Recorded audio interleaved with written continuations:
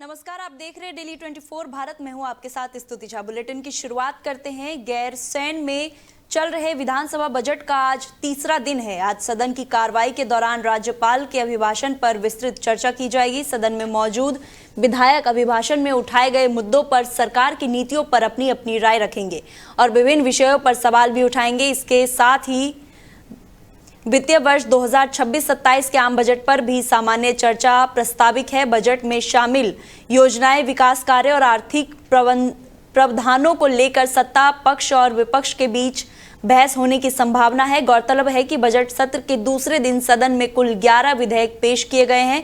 अब इन विधेयकों पर आगे की प्रक्रिया और चर्चा को लेकर भी सदन में गतिविधि तेज रहने की उम्मीद जताई जा रही है।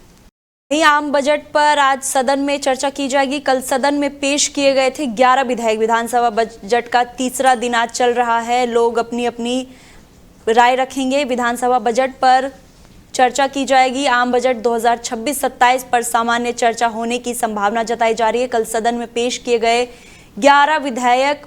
विधानसभा बजट सत्र का तीसरा दिन शुरू हो चुका है। वहीं केदारनाथ में बद्रीनाथ केदारनाथ मंदिर समिति की महत्वपूर्ण बजट बैठक आयोजित की गई है, जिसमें मंदिरों के विकास और व्यवस्थाओं से जुड़े कई अहम निर्णय लिए गए। बैठक के दौरान आगामी कार्यों और व्यवस्थाओं को ध्यान में रखते हुए 121 करोड़ 7 लाख रुपए से अधिक बजट पारित किया गया है। इस बजट का उपयोग मंदिर क्षेत्र के विकास, तीर्थयात्रियों की सुविधाओं और अन्य व्यवस्थाओं को बेहतर बनाने के लिए किया जाएगा। बैठक समिति के पदाधिकारियों और सदस्यों ने विभिन्न प्रस्तावों पर विस्तार से चर्चा की। इस दौरान एक प्रस्ताव ये भी पारित किया गया कि मंदिर परिसर में गैर सनातन धर्म से जुड़े लोगों के प्रवेश पर रोक लगाने की व्यवस्था लागू की जाए। इस प्रस्ताव को लेकर बैठक में विचार विमर्श के बाद इसे स्वीकृति दी जाएगी। समिति की इस बैठक पर मंदिर में प्रशासन से जुड़े कई महत्वपूर्ण विषयों पर चर्चा हुई और भविष्य की योजनाओं को लेकर भी रूपरेखा तैयार की गई। बैठक में लिए गए फैसलों को तीर्थ क्षेत्र की व्यवस्थाओं और धार्मिक मर्यादाओं को ध्यान में रखते हुए महत्वपूर्ण माना जा रहा है।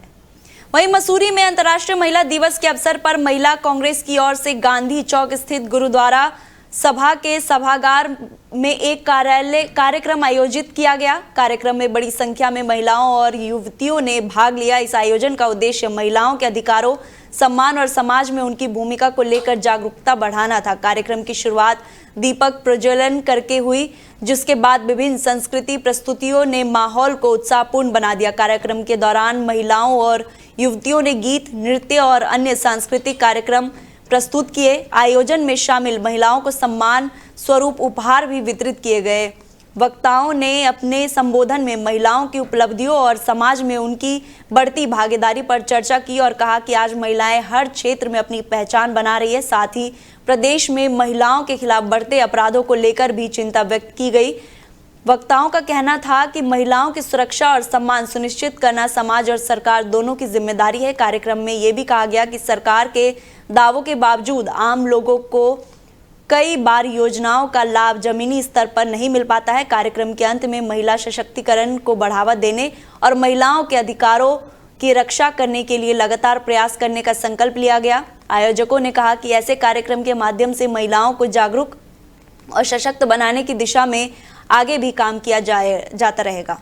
वहीं गर्मियों का मौसम शुरू होते ही उत्तराखंड में जंगलों में आग लगने की घटनाएं बढ़ने लगी है। अल्मोड़ा जनपद में भी मार्च के महीने से ही जंगलों में आग लगने की घटनाएं सामने आने लगी है। जंगलों में फैल रही आग के कारण आसपास के क्षेत्रों में धुआं और प्रदूषण बढ़ने लगी है, जिससे पर्यावरण और लोगों के स्वास्थ्य पर असर पड़ रहा है। पिछले वर्षों में जंगलों में लगी आग से कई बार जनहानि भी हुई और बड़ी मात्रा में वन संपदा को नुकसान पहुंचा। हजारों हेक्टेयर जंगल जलकर राख हो चुके हैं, जिससे वाणिज्यों का जीवन भी प्रभावित हुआ है। हालांकि हर साल आग पर काबू पाने के लिए वन विभाग प्रयास करता है, लेकिन कई बार आग की घटनाओं को पूरी तरह रोक पाना मुश्किल साबित हुआ है। इस बार वन विभाग का कहना है कि जंगलों में आग की घटनाओं को रोकने के लिए पहले से ज्यादा तैयारी की गई। आग पर जल्द नियंत्रण पाने के लिए फायर स्टेशन और कंट्रोल पॉइंट की संख्या बढ़ाई गई। साथ ही ग्रामीणों और संबंधित विभागों को भी सतर्क रहने के लिए कहा गया, ताकि समय रहते आग की सूचना मिल सके और उसे फैलने से रोका जा सके। अब देखना ये होगा कि इस वर्ष की गई तैयारियां कितनी प्रभावी साबित होती है और जंगलों में आग लगने की घटनाओं किस हद तक नियंत्रण किया जा सकेगा। आने वाला समय ये तय करेगा कि इस बार की रणनीति कितनी सफल रही। देखिए, फायर सीजन को ध्यान में रखते हुए हमने जितने भी जन जागरूकता कार्यक्रम है वो बहुत ही बृहद स्तर पे चल रहा है। उसके साथ साथ जिला स्तरीय, ब्लॉक स्तरीय, ग्राम स्तरीय जितनी भी बैठकें होती हैं उसको भी पूर्ण कर लिया गया है। और इस फायर सीजन में हमारा पूरा प्रयास है कि हम जितने भी 4 डिवीजन हैं जो जनपद अल्मोड़ा के अंतर्गत आते हैं, पूरी तरीके से घटनाओं को नियंत्रित रखें और किसी तरीके की फॉरेस्ट को खास नुकसान न पहुंचे। और इसके साथ साथ हमने समस्त विभागों को भी ये लेटर प्रेषित कर दिया है कि आप अपने जो भी आपके इंफ्रास्ट्रक्चर है उसके आसपास वनाग्नि को लेकर काफी सावधानियां बरतें, ताकि वनाग्नि के दृष्टिकोण से आपकी जो इंफ्रास्ट्रक्चर है सुरक्षित रहे। इसके साथ यह भी आपको अवगत कराना है कि पिछले वर्ष के मुकाबले हमने इस बार क्रू स्टेशनों की संख्या भी बढ़ाई है। यदि अल्मोड़ा जनपद की बात करें तो लगभग, अल्मोड़ा डिवीजन की बात करें तो लगभग 5 क्रू स्टेशन हमने बढ़ाया है।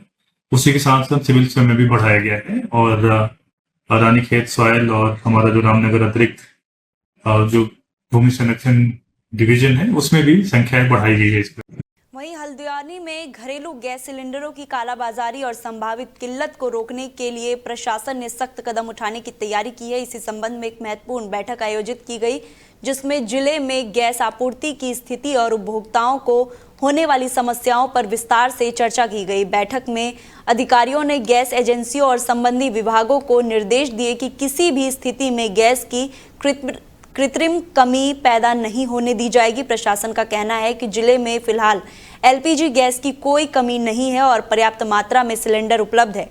उपभोक्ताओं को नियमित रूप से गैस मिलती रहे, इसके लिए गैस वितरण व्यवस्था की निगरानी भी बढ़ाई जाएगी। साथ ही ये भी स्पष्ट किया जाएगा कि उपभोक्ता पहली बुकिंग के लगभग 25 दिन बाद दूसरी बुकिंग कर सकेंगे, जिससे आपूर्ति व्यवस्था संतुलित बनी रहे। और बैठक के दौरान अधिकारियों ने ये भी चेतावनी दी कि जो गैस सिलेंडर को जमा कर रहे हैं, कालाबाजारी करने की कोशिश कर रहे हैं, उनके खिलाफ सख्त कार्रवाई की जाएगी।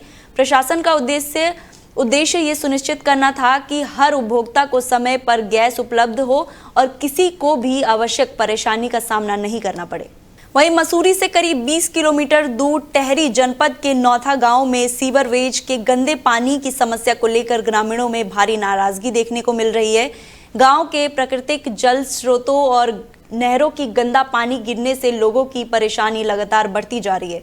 ग्रामीणों का कहना है कि मसूरी क्षेत्र में आने वाले सीवरवेज का पानी नहरों के जरिए खेतों तक पहुंच रहा है, जिससे खेती को नुकसान हो रहा है और पशुओं के स्वास्थ्य पर भी बुरा असर पड़ रहा है। गांव में फैल रही बदबू और गंदगी के कारण लोगों को सामान्य जीवन भी प्रभावित हो रहे। ग्रामीणों ने बताया कि इस समस्या को लेकर कई बार प्रशासन और संबंधी विभागों को शिकायत दर्ज की गई है, लेकिन लंबे समय से कोई ठोस समाधान नहीं हो पाया है। लोगों का आरोप है कि विभागीय लापरवाही के कारण स्थिति लगातार बिगड़ती जा रही है। ग्रामीणों का कहना है कि यदि जल्द ही इस समस्या का समाधान नहीं किया गया तो वो आंदोलन करने के लिए मजबूर होंगे। साथ ही उन्होंने चेतावनी दी कि समस्या का समाधान ना होने की स्थिति में वर्ष 2027 में होने वाले चुनाव का बहिष्कार भी किया जाएगा।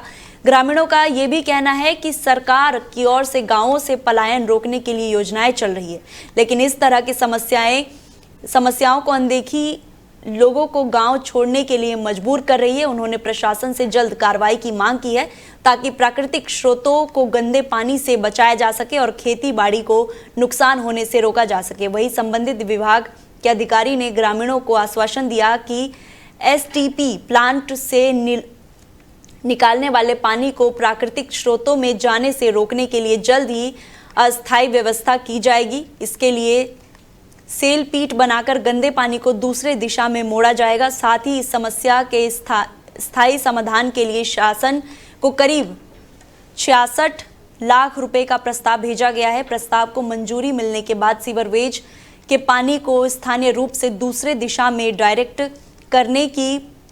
करने की योजना पर काम किया जाएगा। अधिकारियों का यह भी कहना है कि एसटीपी प्लांट के संचालन से जुड़े ठेकेदार के खिलाफ भी कार्रवाई की जाएगी और जरूरत पड़ने पर उसका टेंडर निरस्त कर किसी अन्य एजेंसी को जिम्मेदारी दी जाएगी। इसके अलावा जल्द ही ग्रामीणों, स्थानीय प्रशासन और जल संस्थान के अधिकारियों की संयुक्त बैठक कर आगे की योजना पर चर्चा की जाएगी ताकि समस्या का स्थायी समाधान निकला जा सके। जो है बहुत हो रखी, जैसे हम सब्जी लगा रखी, सब्जी भी नहीं खा सकते हम, धनिया लगा रखा, प्याज लगा रहा, टमाटर लगाया, हम वो मटर लगाया, सारे उसकी जो क्षतियानाश होगी सारे खेती में हमारे। पानी हमारे यहाँ इतना कोई सुनता नहीं, हमारी कोई सरकार। और यहाँ बीमारी फैलने के लिए पशु हमारे मर रहे, सब कुछ हो रहा, नुकसान हो रहा है, तो हमारा बहुत हो रहा। और हम क्यारियों में जाते चमक तो हमारे हाथ पूरे सड़ जाते हैं। तो क्या अब क्या सोच रहे हैं आप लोग? हम ये सोच रहे कि जो हमारी सुनेंगे हम उनके तरफ जाएंगे। और क्या इस बार चुनाव 2027 नहीं देंगे हम, किसी को नहीं देंगे, किसी को नहीं, घुसने नहीं देंगे हम। जो हमारी नहीं सुनी किसी की, तो हम क्यों सुन किसी की दूसरे की। आजकल हमने मटर लगाए थे, तो हमने सारे खराब हो गए, तो हम क्या खाएंगे हम लोग। वो हमारी कोई यहाँ सुनने को राजी नहीं है। हम कल यहाँ काम पे आ रखे थे, हम वो कल हमारे यहाँ मुंह पूरे कपड़े हमारे खराब हो गए थे। हम यहाँ पत्थर निकालने आ रहे थे, घर में खाना खाने दिन में खोजा तो खाने को मन नहीं कर रहा था हमारा, बहुत गंदा पानी आ रहा था यहाँ। आज तो उनको पता चल गया था कि वो आज मीडिया वाले गांव में आ रहे थे, उन्होंने पानी बंद कर दिया। उस वजह से पानी बंद कर दिया। सुबह हम आए 9 बजे, सुबह उन्होंने खोला पानी, उसके बाद में पानी नहीं आया। टेम्पोररी सॉल्यूशन तो ये है कि मतलब हम वहाँ सोकपिट बनवा रहे हैं, और सोकपिट बहुत जल्द बन जाएगा, 1 हफ्ते के अंदर बन जाएगा, और उसके बाद सोकपिट में चला जाएगा पानी, तो लोग परेशानी जो हो रही है वो नहीं होगी।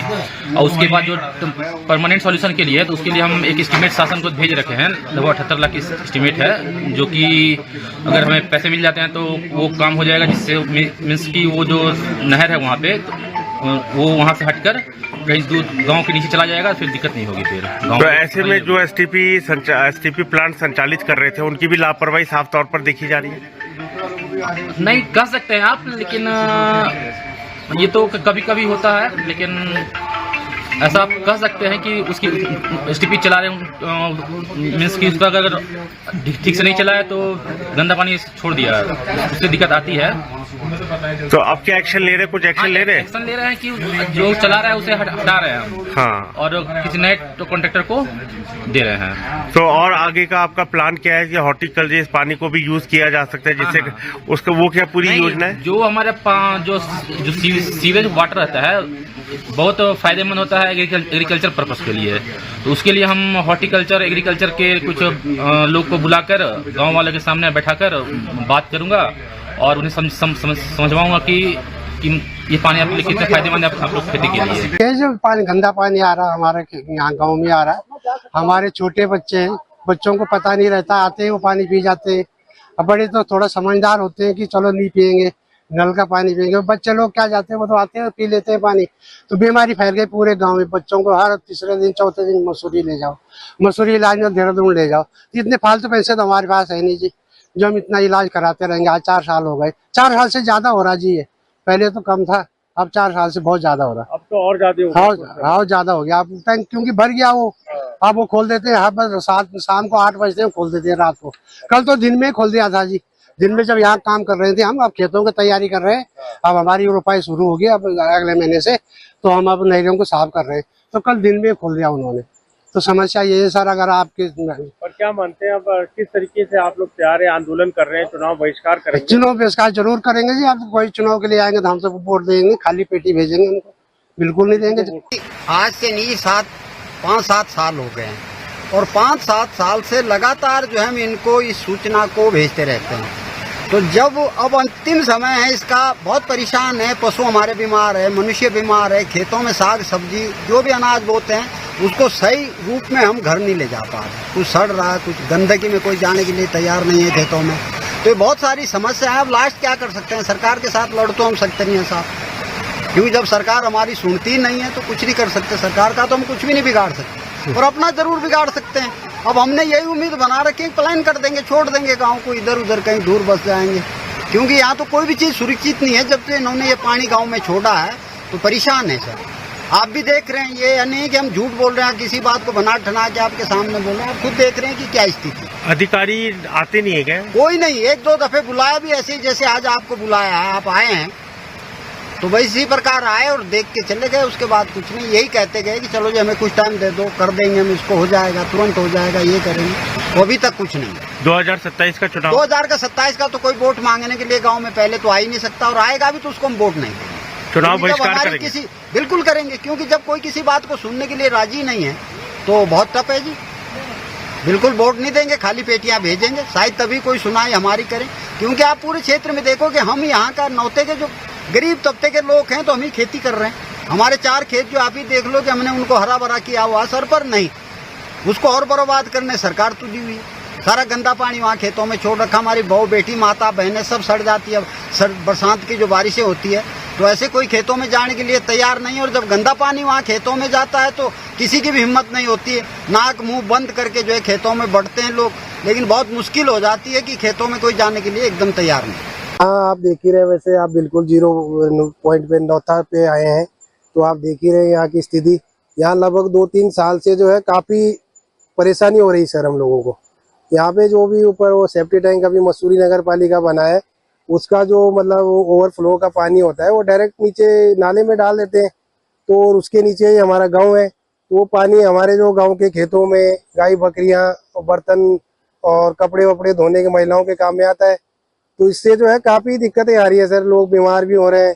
और खेतों में भी जैसे सब्जियां बो रखी है या कुछ भी फसल है तो सर खेतों में बो तो लेते हैं, लेकिन खेतों में जाने की इच्छा नहीं होती है। जब इतनी बदबू आती है उस पानी में, खेतों में पूरा काला पानी आ रहा है जी, तो उससे काफी परेशानी हो रही है सर। क्या इसको लेकर कभी सरकार या कहीं आपने बात? सर 1-2 दफे हमने बताया भी लोगों को, लेकिन कोई सुनने को राजी नहीं है सर।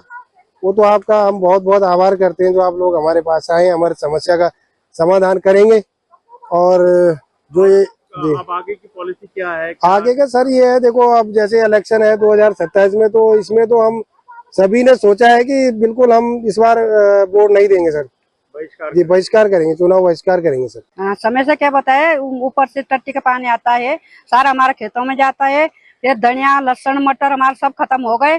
हमारे बच्चे गाय पशु इधर आते हैं, फिर पानी पीते हैं, वो दूध निकालते हैं, हम बच्चों पीते हैं, छोटा छोटा बच्चे, वो बच्चे भी बीमार हो रहे, सब कुछ बीमार हो रहे। हमारे पूरी फसल जब धान लगाते हैं तो हमारे पूरे पैर सड़ जाते हैं, हमारे पैर बिल्कुल गंदे हो जाते हैं। आजकल हमने पत्थर निकाला कल, और हमारे पूरे कपड़ों में भी बदबू, हमारे हाथों में बदबू, मुंह पर भी बदबू। और क्या मानते हैं, जैसे तरीके से कर्मचारी सुन नहीं रहे हैं तो आप क्या चुनाव आने? हम उनको वोट नहीं देंगे, हम खाली भेजेंगे इधर से, हम वोट नहीं देंगे बिल्कुल नहीं। जब हमारी सुनते नहीं तो हम भी नहीं सुनेंगे उनकी, बस सीधी जो बात है। बहिष्कार करेंगे? हाँ, बहिष्कार करेंगे। उनको जो हमारी सुनेंगे उनको हम वोट देंगे। अब आते हैं, बोल लेते हैं, चले जाते हैं, कोई बात करने के राजी नहीं है कि इनको भी परेशानी हो रही है, कि कुछ खेतों में इनके भी जो गाय पशु सब खत्म हो रहे, बकरी जो भी आ रहे वो भी सब खत्म हो रहे, पीते पानी, और किसी को पेचिश लगते, किसी को उल्टे होते, बच्चों को भी सब बीमार हो जाते हैं। फिलहाल मेरे साथ बुलेटिन में इतना ही। आप देखते रहिए डेली 24 भारत। नमस्कार।